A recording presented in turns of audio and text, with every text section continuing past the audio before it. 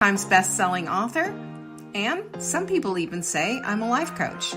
I started the Daily Dish Show to share my story, my truth, and my journey to vibrancy, and to inspire others to do the same.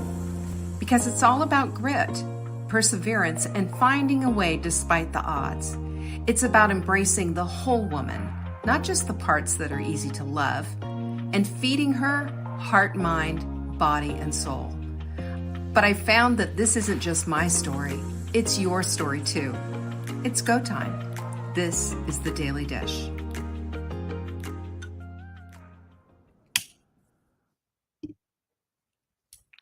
It's the Daily Dish, and you're here, and it's Tuesday. Welcome.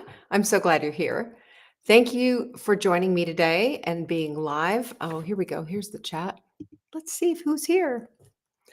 Catherine's here, which is great. Thank you, Catherine, for being here. She's the early bird. She gets the worm. Lots going on, and I'm going to share, of course, all the stuff that's happening right now.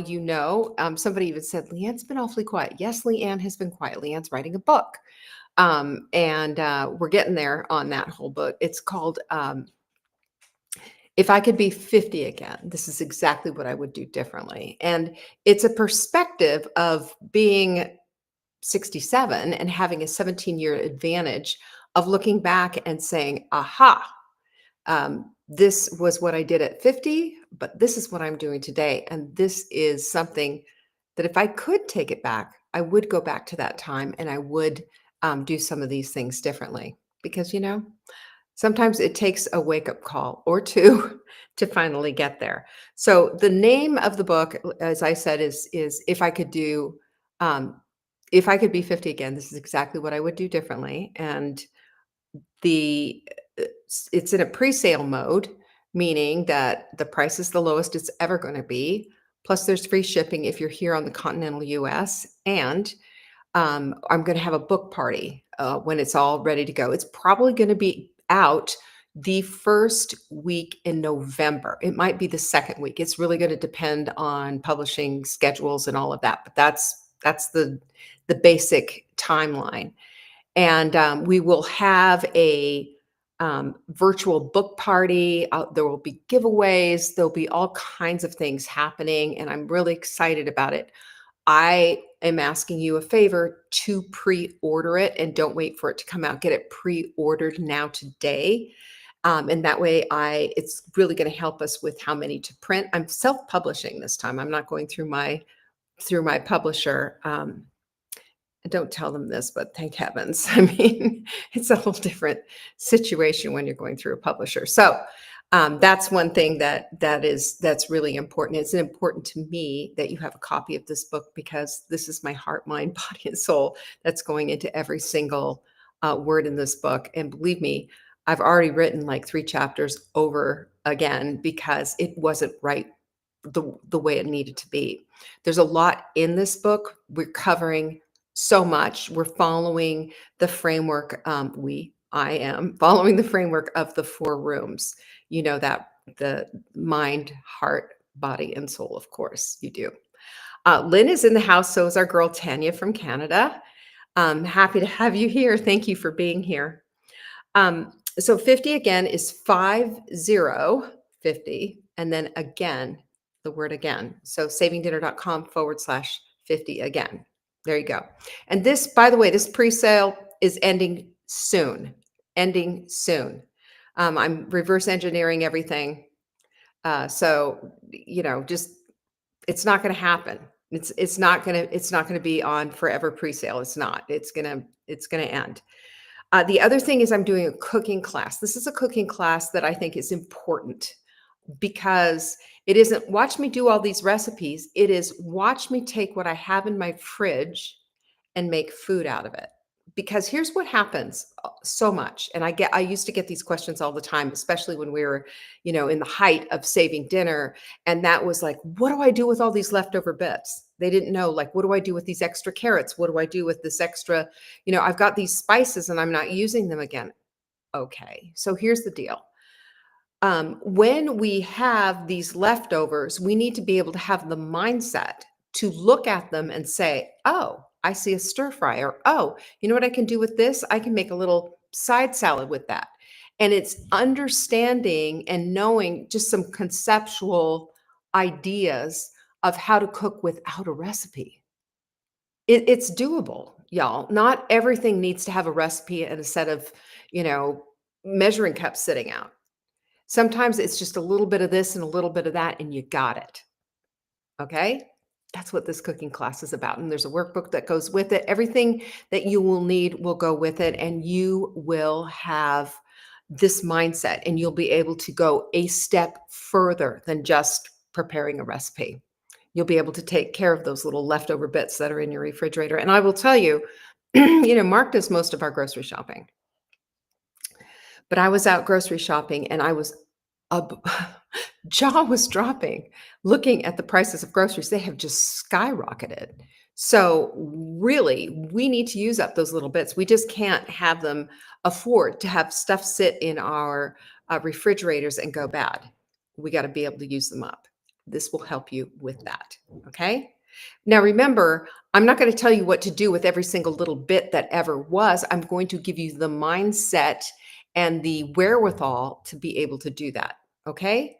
I promise you, it's going to be a great class, and I really hope you show up for it. Okay. That's at savingdinner.com/cook. That is going to be on Monday, October 13th from 5 to 6. Okay. Eastern time. So mark that time down. Go get your seat. You will get a workbook. You'll get all the things, and we will have a good time together.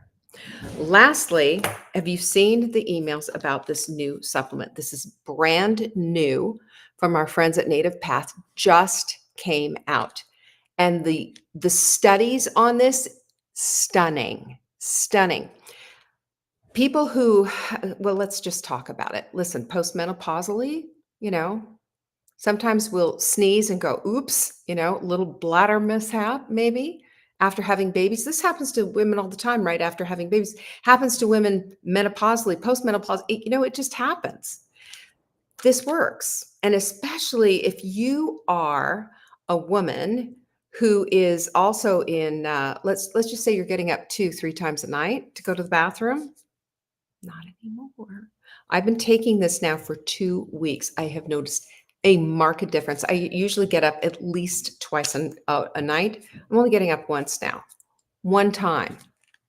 This is the only difference. Bladder health. They've got this patented ingredient in here called Flowens. And that's where all the research and everything has happened. And it's just fascinating. So check that out. You can find it at savingdinner.com/relief for obvious reasons. All right, so that's what we have. Now, today, I just published on Monday. Hi, Samantha. Glad to have you here.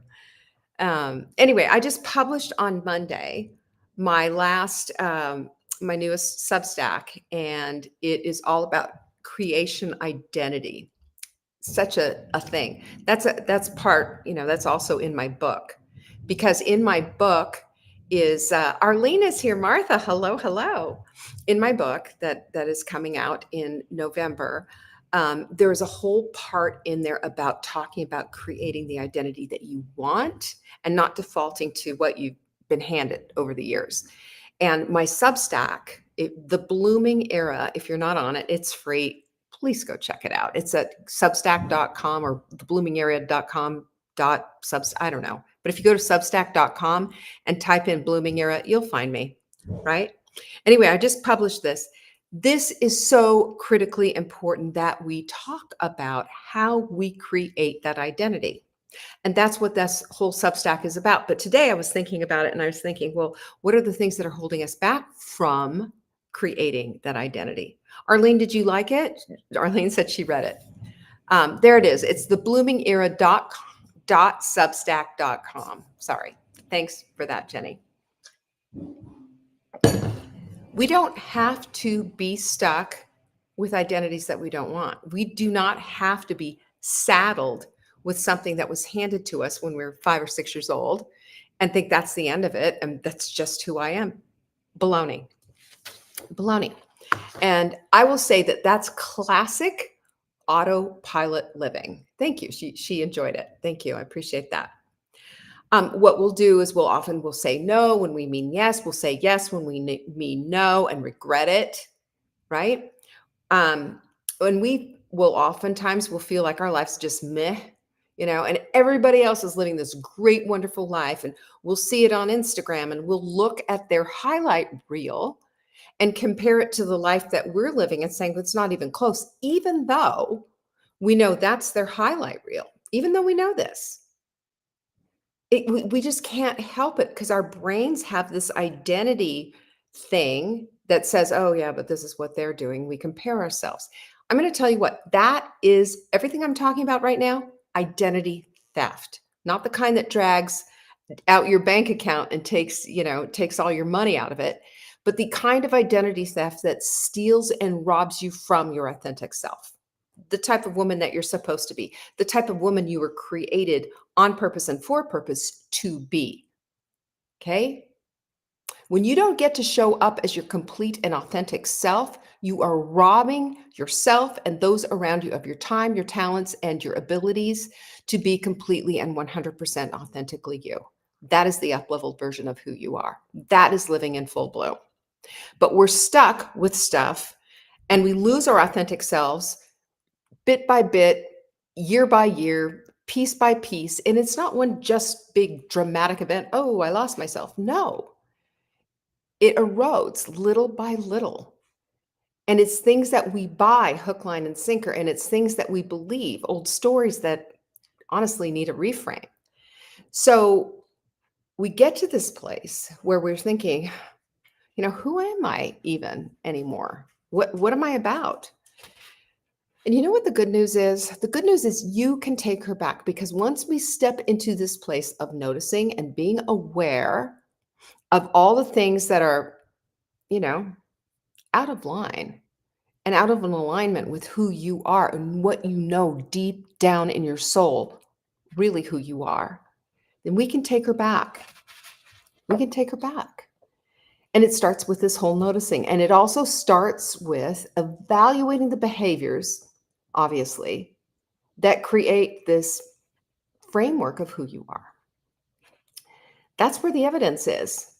And there's 5 of them that really do a number on us. And some of these are so insidious, they just live, in the sub, I don't know, primal part of who we are.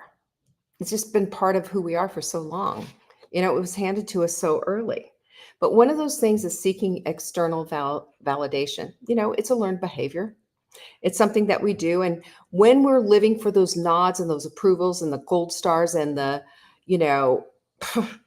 all that other stuff that comes from somebody's telling you, you did a good job, gold medals in tournaments even, sure.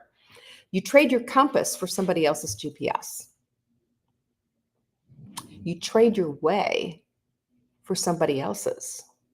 And psychology calls this extrinsic motivation. And that's having you chasing approval rather than chasing yourself, rather than understanding that you're here on purpose and for purpose. Because that gets pushed aside so that you can chase approval and everybody else. And then that's big part of people pleasing, as you know, and there's no true confidence in that. There's always the next thing that you got to earn and get to.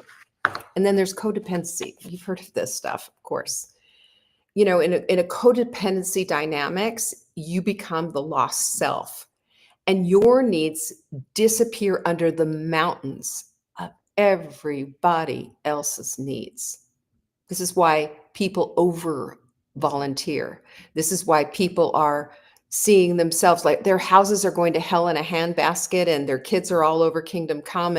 But by God, they are out there doing everything for their church, doing everything for the kids' school, doing everything for everyone else, sacrificing their own lives, sacrificing their own homes, and sacrificing their relationships along the way. And what happens is your identity gets erased because attachment science tells us this. Get it? When your self-worth is tied to fixing others, you are never free. You know why? Because there's always somebody else who's going to come up and who's going to have a need that needs to be met. And there you are. You know, the perpetual food bank, the perpetual casserole maker, the perpetual, don't worry about it. I'll go pick her up. I'll go do this. I'll fix that. We've all done it. Lynn says, yep, that used to be me. It's an identity thief. This is an identity thief. It's codependent, right? And then people pleasing. Yes, of course. Yes, this goes with all of it, of course. But when we are saying yes, when our gut is screaming no, we are turning against ourselves. And it's self-betrayal all the way. And it's so common. And over time, it breeds resentment, it brings anger, burnout, and a slow erosion of your identity. The neuroscience says that for every fake yes, that reinforces neural pathways of compliance, not courage, compliance. And you know what that leads to? A big old fat lack of boundaries. And if you're living without boundaries, it's like being in the desert and there's no water, and circling all around you are these vultures who keep coming down and just trying to take a little bite out of you and take a little bite out of you, waiting for you to go. They're just looking at you as a meal. They're not seeing you. You have value in what it is you can do for them. So when we do this, you know, when we live without boundaries like that, it's a signal to toxic people that it's a free buffet to siphon everything that you can get off of you. People without boundaries are very, you know, they have all this people pleasing, codependency stuff and all the rest of it going, yes, seeking approval. But people without boundaries, instead of living on purpose and for purpose, they are stuck in survival mode because it's barely getting by. How do you get by if you don't have boundaries? You know, you think about a ship. I saw this quote today and I thought this was really good. You know, if you are, and I think I shared it in the Hot Melt Sprint group, and, you know, it's like there's water all around you, and water all around you is okay if you are in a boat, but water coming into your boat is going to sink you. That boundary, that boat is important. So remember this, that healthy limits literally rewire your brain to associate no with safety and not rejection, right? Boundaries, good thing. And then, of course, there's the comparison trap, the thief of joy. And social media is always going to show you the highlights of somebody else's life, but our brains don't know the difference. They don't. We think we should be living like this with, you know, the kids all in matching, you know, the whole family in matching outfits, and they're looking so happy at the beach, and that's their lives. We think that's it. They've got it all together. They don't fight. They don't argue. No, they've got much crap going on in their lives as you do. That's just common denominator of being human. But we don't think that way. And when we are constantly in this comparison mode, that activates the brain's threat circuitry. You know what that means? That means that we feel like we're failing, even when we're not. We feel like we're constantly in the failure mode, that we just can't make it work. So when we're scrolling through all of this, what do you think that's doing? You know? Erosion, erosion, erosion. It's like a drip on a stone, and away it goes, slowly taking away from you. Comparison. The other thing is dwelling in the rearview mirror, you know, the past. Oh, the past. So clinging to a past identity. Listen, when you were 25, don't look back and say, well, when I was 25, I could do this just fine. So 25 is not your barometer. 35 isn't, 50 even isn't, by the way. Who you were at 25, 35, even 45, whatever, that's not who needs to be running the show now today. That's not who it is. You don't need to be hanging out with outdated labels of who you once were. You need to be growing into the woman you're meant to be. that's the key. And your neuroplasticity research shows that your brain can adapt at any age, but only if you let it. If you just say this is the way it was and this is the way it should be, and when I was 30 I did this, and when I hear this all the time, and I can't even tell you how many times sitting down with somebody when I've been coaching them, they keep referring to what it was way back when that they could do. And I used to be able to eat anything. I used to be able to do this. And you know what? That has nothing to do with anything. Let go of the conversation. Let's go into today. Let's look at that. Let's flex here, not there. That's the past. Stop living in the rearview mirror. And then there's regret loops. You know about a regret loops. If you replay those things over and over again of the stuff that you have regrets and all your mistakes and everything else, you train your brain to actually expect failure. That's what the loop does. The loop goes around and around and around, and it creates a neural pathway. Now, remember, we can rewire this at any time, at any age, but we can't rewire it. We can only reinforce it if we're going to keep living it over and over again in our brains. That's why it's so important to understand how your brain operates and how you can get outside of it and manipulate it to your advantage. That's what this is all about. Nelson Mandela, remember what he said? Carrying old bitterness is like being imprisoned when the cell door is already open. And we don't need to do this. Regret is regret. And then there's nostalgia overload. These are the guys that peaked in high school. Remember them? You don't want to be that. When we're glorifying the good old days, it makes today feel beige and bland, like oatmeal, not in technicolor, not the beautiful, glorious, colorful buffet that it could be. And nobody wants to be peaking in high school, do we? Now, I mean, for me, it's almost 50 years. Next year will be my 50-year high school reunion, for heaven's sakes. Every decade of our lives hold some kind of magic. We need to be able to look back on it and say, I remember that. I remember when my kids were born. I remember when, they went to school. I remember all these wonderful times.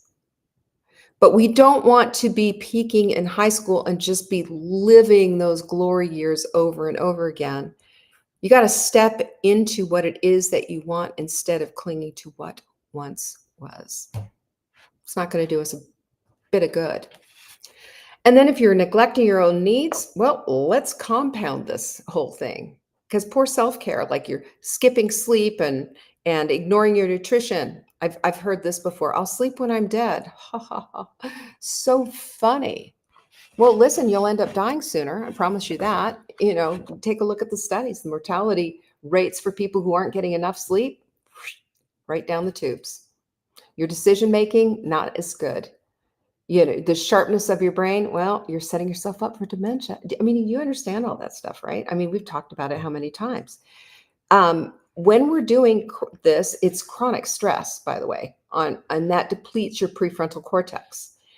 And that's the part that makes all the wise decisions. That's the part that is the abstract thinker. That's where your intelligence lives, right? Including your emotional intelligence, by the way. And so that makes you feel like you're living from your stress brain instead of your best brain. And when that happens, it's no fun. It's no fun being in your skin. You feel really like you're just, barely getting by.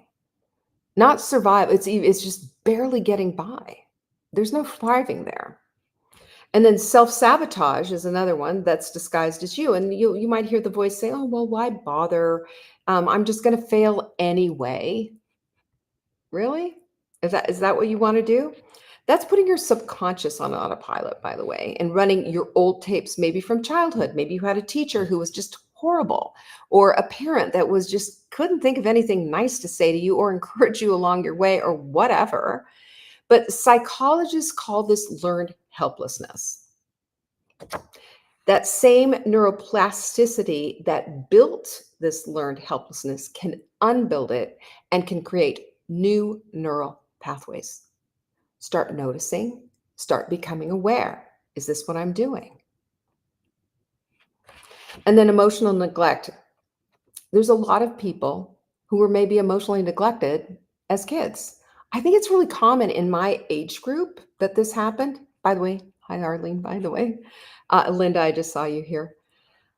And I think this has to do with, children are to be seen and not heard or ignored, if you want to even say that. But you know, you might have been ignored as a child, and sometimes that leads to, now that you're an adult, all of a sudden now you have this inability to make a decision, or analysis paralysis, decision paralysis, whatever. And it has that, maybe that you even have that nagging feeling like, I don't even know what I want, right? I think it's really important that we reconnect with what those needs are inside of us and recognize that that's not an indulgence, by the way. That's not an indulgence. That's repair work that needs to be done on our own psyche. It's okay to love yourself up and maybe baby yourself and mother yourself the way you weren't as a child, you know? I look back on my childhood, I don't feel like I was emotionally neglected. I think it was just part of the time and the day, the way that things happened with our parents. I don't know. I don't know anybody though who says, yeah, I was just so loved as a child and I always felt like I knew what I was doing. It was just like we went out into the streets and came home when it was dark and just got through, and then suddenly we were adults, and I don't know. It was just one of those things. But this repair work is necessary if we want to live our lives in full bloom. It's just necessary. We have to take a look and just see, where is it that we need to love and coddle ourselves just a little bit? How do I emotionally become more mature and gain that traction into the life that I want? Now, if any of this has rung true, or if you can look at this and go, yeah, I mean, I can really relate to a lot of these things, there's a bunch of science out there that shows us how to get our true selves back. Okay. Even if you don't know what that true self is, and they're really great things that you can do to help hack your identity. Number one, you start with I am. We've talked about that over and over again. I love a good affirmation. I love an affirmation that starts with I am. I am is powerful. It is an identity maker, is what it is. I am X, and it's manifesto. Those two words are a manifesto. I am.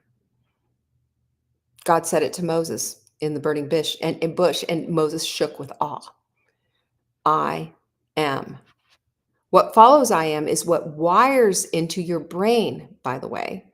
And when you are in this place of understanding that that is what is going to shape your reality, you are very choosy and very picky with what follows I am. I've shared with you the story of the bath mats and the ink pen and the blobs on the bath mats, and peeled them out of the dryer and said, oh, I'm so stupid. Like on the top of my lungs practically, because those, somehow an ink pen had gotten into the washing machine, and then there it was after I pulled them out of the dryer. But do you know what? As soon as I said it, it shocked me, because I had gotten out of the habit of those kind of put downs, because that's not who I wanted to be. I wanted to wire into my life the kind of woman who is here on purpose and for purpose. I wanted a higher level of life, not that. And so I didn't allow myself to say that. I mean, I stepped back and say, oh my goodness, I made a mistake. Humans make mistakes. And now I'd shifted and changed and stopped that kind of thing, that it was a shocker to my system. It no longer went bam and reinforced. Instead, it was repelled, and I shifted my language. So these are things that you need to really look at and choose wisely with what comes from I am. Number 2 is audit your yes. You can do this for a week if you want and just kind of see, how am I saying yes? Am I a pushover with my yeses? Are my yeses really meaning yeses? You could do the same thing with your no's, because oftentimes we get confused with our yeses and nos. We need to be saying no to things and we need to be saying yes to things. Sometimes hell yes, because it's that good, instead of shrinking back and saying, oh, I don't know if I could do that. Do it. Say yes. Be that woman, or say no. But it's, again, noticing and awareness are the beginning of a reset. And you'll know when your yes is yes and your no is no. And that feels really good and clear, right? There's no wavering, there's no indecisiveness, there's no jello spine involved. It's just clarity. Number 4 is to practice boundary reps. Okay. If you've ever said, yes, I'm going to hold a boundary, and then it starts to waver, think about it this way. Boundaries are like a muscle and they need to be pumped up to be useful, right? You don't get stronger by not picking up the barbell and doing a bicep curl. You don't. The more you flex them, the more you're going to strengthen them. So maybe you say, you know what? I can't talk now. Somebody's on the phone and they're going over your boundary with the time that you have allotted for something or whatever. You can just say, you know what? Now's not a good time. I can't talk now. And that's a full sentence. You do not have to explain yourself every single flippin' time. You don't. That's enough information, and it's a good boundary. The other thing is to reframe the past. Can we just agree? Pinkies up. Can we stop wallowing? Anybody? Wallowing is for pigs in a sty. They're the only creatures on this on this planet that should wallow. Human beings should not. We should not wallow. What we should be doing instead is asking, what skill or what strength did I learn from this experience? Remember the experience file? I brought this into the conversation years ago. The experience file is when something goes bad. And from the experience, you say, there's the lesson, and the rest is gone. We don't wallow in it. We don't put it in the regret loop. We don't have that experience dictate anything except the lesson we need to learn. Because the lesson we need to learn is the way that we do not repeat it, and it's the way that we grow. That's gold. That's why the experience file exists. No, you're not the poster child for fill in the blank. No. And you don't have to repeat this over and over again. Remember, the experience file is only useful if you keep the information that will help you to grow and help you to progress in the life that you want to lead, not take you back and not make you feel like crap. Amen? And then upgrade your inputs. Watch who you're following. Can I just, please, for the love of all that's holy, stay away from all that reality garbage TV. Garbage. Garbage. Why do we follow this stuff? Why do we fill our brains with this complete rubbish? This is the step. We have to remember, what we're allowing in is writing the code to our identity. We cannot identify at all with any Kardashian. I don't know a single woman on this planet that's in my orbit that has anything to do with these women. They're just kind of cartoon characters. Why are you investing your time in watching them? Having them on your feed and watching them? Blah. Curate it ruthlessly. Women that you admire, women that you aspire to be like, women who speak truth into your life. And we're done. Not garbage. Truth. Upgrade your input. And then micro acts of self-care. Okay, BJ Fogg's book, love it. Tiny Habits, so good. One of the things that I love about that is instead of, and I write it in more depth in my article on creating your identity in my Substack, is that, his whole thing is just, don't stop saying I'm going to the gym and instead say I'm putting on my sneakers. And the whole idea is that your identity is so closely related to what it is that you do. We've said so much. We've talked endlessly about what it is that we want and blah, blah, blah, blah, blah. We've written about it in our journals and stuff. But what we do is ultimately going to create who we are. So if you put on those sneakers are going to take you to your car and then maybe take you to the gym, and then you're going to start doing things. What I noticed for me was just these tiny, when I struggled with my fitness routine and trying the Peloton and doing all, spin classes and all that stuff, it just didn't click. What clicked for me, was pickleball, and pickleball then became, now I am an athlete. And then that has all the little things that come out of it. It influences the way I eat. It influences the way I train. It influences the way I think. It influences my daily schedule, because this is important and it's a part of my identity. And this is how we write code for these, for all of this. And this is what BJ Fogg talks about. Your identity is who you are with what shows up with what it is that you do. It's the action that you take. I love that. I just think that's just and it's so easy to see because you're actually doing it. And why this all matters is because your authentic self is not lost. Okay, period. She's not. Don't think that way. She's just kind of buried underneath everybody else's demands and outdated stories that no longer serve you. So if you understand that maybe she might be hidden under this whole, big heaping constant noise of comparison, then you know what to do. Because the science says that your brain can change till the day that you die. We're always looking for that upgrade.